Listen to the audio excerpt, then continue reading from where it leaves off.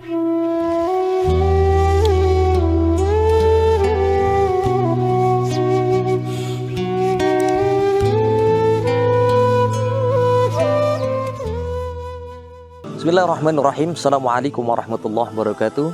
Hamdan wa syukran lillah, wassalatu wassalamu ala rasulillah, amma ba'du wa ba'da tahiyah. Puji syukur alhamdulillah, pada kesempatan kali ini saya masih berada di lokasi Jawa Timur, di lokasi Malang, Poncokusumo, Jawa Timur, tepatnya di tempat wisata Ledok Ombo. Mudah-mudahan ini bisa menjadi rihlah untuk kita semua bertadabbur alam, semakin mencintai alam-alam Allah. Insya Allah akan semakin meningkatkan keimanan kita kepada Allah.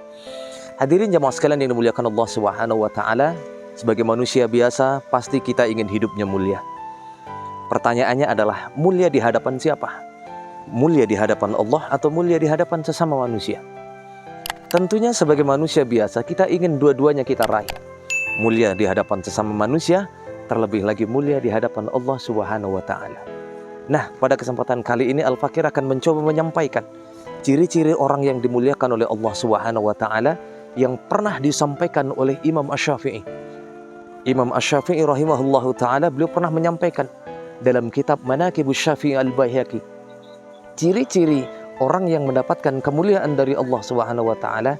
Yang pertama adalah kitmanul faqri hatta yadhunna an-nasu min 'abdika annaka ghaniyun.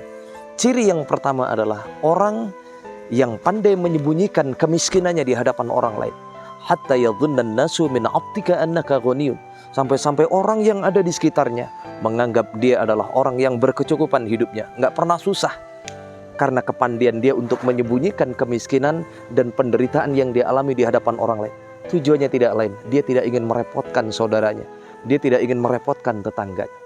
Inilah ciri-ciri yang pertama. Kita bisa melakukan ini, insya Allah akan mulia di hadapan Allah.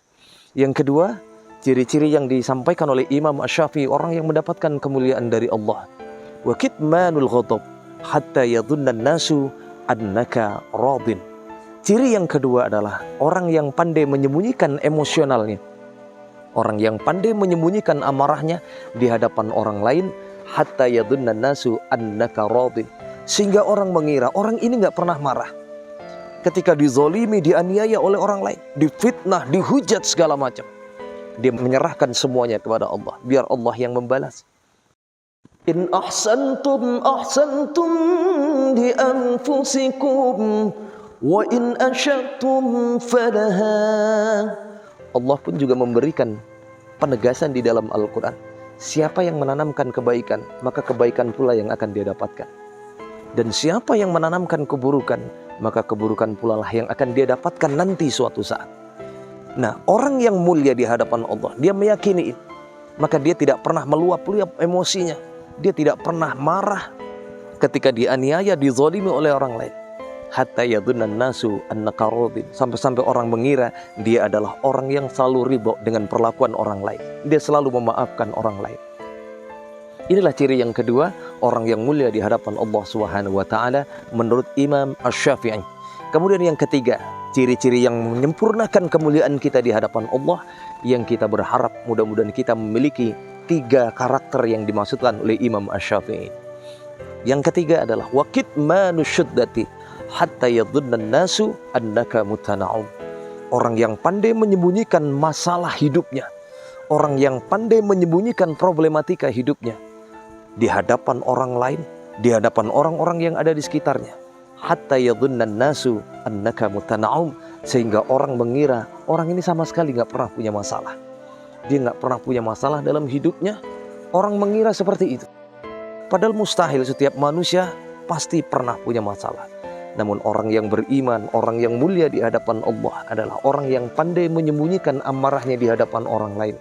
Sehingga dia tidak ingin orang lain dibuat repot, sampai-sampai ikut tersulut emosionalnya, keluh kesahnya gara-gara penderitaan yang dia alami. Dia tidak mau menceritakan itu. Dia kondisikan dirinya dengan baik sehingga tidak ingin merepotkan orang lain. Kitmanu syuddati hatta yadhunna nasu annaka mutana'um. Orang yang pandai menyembunyikan persoalan hidupnya sehingga orang mengira dia orang yang nggak pernah punya masalah. Dari ketiga hal yang disampaikan oleh Imam Asy-Syafi'i ini, apa hikmah yang bisa kita ambil? Mari sama-sama kita renungi. Sudahkah 3 karakter ini ada pada diri kita? Yang menjadi keprihatinan kita saat ini adalah justru sebaliknya. Banyak orang yang menceritakan kemiskinannya di hadapan orang lain, di hadapan semua orang. Bahkan dia ingin menarik perhatian dan simpati dari orang lain. Bahkan sebuah kebanggaan kalau dia susah, kesusahannya itu diketahui oleh orang lain. Tujuannya tidak lain supaya orang lain membantu ekonominya. Na'udzubillah min dzalik. Bahkan fenomena yang terjadi di negeri kita, orang kaya, orang yang mampu hidupnya, rela mengaku dirinya orang miskin hanya untuk mendapatkan BLT, bantuan langsung tunai dari pemerintah, yang diperuntukkan sebenarnya hanya untuk orang miskin.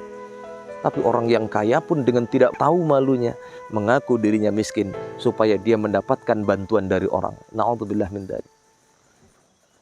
Wa kitmanul ghadab hatta yadunna nasu annaka radin. Nah, ini yang terjadi sekarang nih. Orang yang pandai menyembunyikan amarahnya.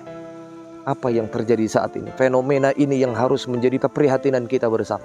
Bagaimana orang dengan mudah mengumbar amarahnya, terutama saat ini zaman media sosial. Dia mengumbar status amarahnya, dia mencela si A, dia mencela si B. Sehingga apa? Cacian, makiannya itu dibaca oleh orang lain. Demi Allah, hadirin jamaah sekalian yang dimuliakan oleh Allah, jika kita memiliki sifat yang seperti ini, amarah kita umbar di hadapan orang lain, apalagi di media sosial, maka secara otomatis ini akan menjadi dosa jariah bagi siapapun yang membaca, terutama akan terakumulasi dosanya kepada yang membuat status atau yang membuat tulisan di media sosial. Na'udzubillah min dzalik. Pada kesempatan kali ini Al-Fakir akan menutup dengan satu kisah seorang perempuan tua yang memiliki anak yang masih kecil-kecil. Hidupnya miskin hingga suatu saat anak-anaknya ini kelaparan.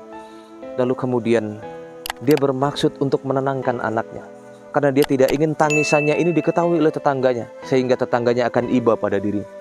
Apa yang dilakukan oleh perempuan ini? Kemudian dia mengambil sebongkah batu, direbusnya sebongkah batu ini, kemudian asapnya mengepul kemana-mana. Hingga tanpa dia sadari, kepulan asapnya ini sampai menyeruap ke sebelah tetangga rumahnya.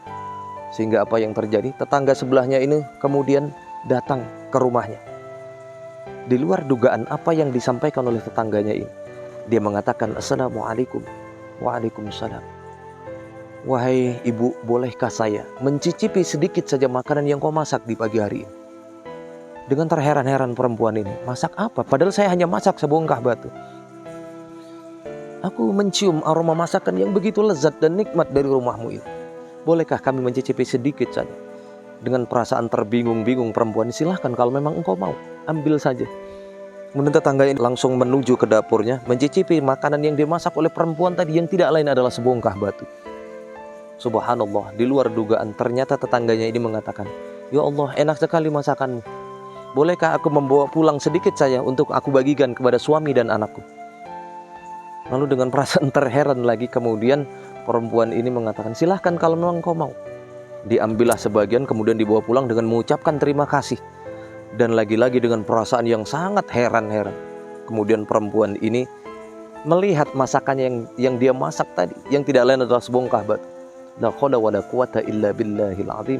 Ketika dibuka tadi ternyata apa isinya? Allah sudah menggantikannya dengan tumpukan roti yang begitu lezat aromanya, yang pantas tadi dicium oleh tetangganya, aromanya begitu lezat dan nikmat sekali. Apa hikmah dari kisah inspiratif ini yang bisa kita ambil? Jika kita mampu menyembunyikan keluh kesah kita, menyembunyikan kemiskinan kita, penderitaan kita di hadapan orang lain, maka insya Allah, Allah akan memuliakan hidup kita. Bukan hanya di akhirat, di dunia pun akan Allah balas tonton seperti tadi. Allah balas kontan, Allah muliakan, Allah selamatkan hidup kita. Karena kita tidak mau menceritakan aib dan kekurangan kita di hadapan orang. Mudah-mudahan kita semua selalu dimuliakan oleh Allah Subhanahu wa Ta'ala. Kurang lebihnya mohon maaf. Wallahul muwaffiq laqamit thariq wal afu minkum. Wassalamualaikum warahmatullahi wabarakatuh.